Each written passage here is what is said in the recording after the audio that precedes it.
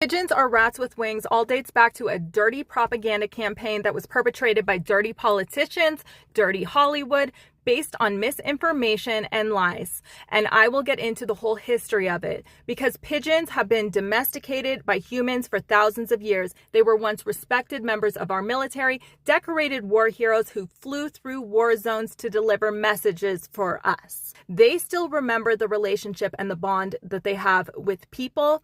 We have been giving them the cold shoulder. And why is that? Sociologist Colin Jerelmack combed through over 150 years of New York Times articles because he wanted to pinpoint the moment when the attitude towards pigeons changed, when we stopped respecting this noble, brave, and beautiful bird. And he found that it was in 1963 when a guy named Thomas Hoving, who normally would have been curating the Metropolitan Museum of Art, this was an old money guy born with a Tiffany & Co. silver spoon in his mouth. His dad literally owned Tiffany's.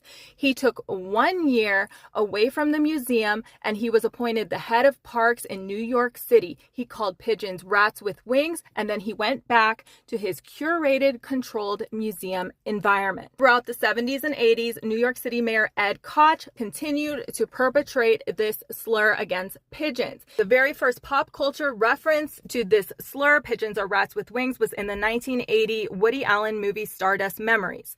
I do not recommend watching the scene if you have just eaten, but Woody Allen is there in the apartment of his love interest. A pigeon gets into the apartment. The woman says, "Oh, what a pretty bird." Woody Allen, terrified of the pigeon, says, No, it's not a pretty bird. It's a rat with wings. See the swastika under its wing. You cannot make this shit up. That is the script that he wrote and the seed that was planted in people's minds.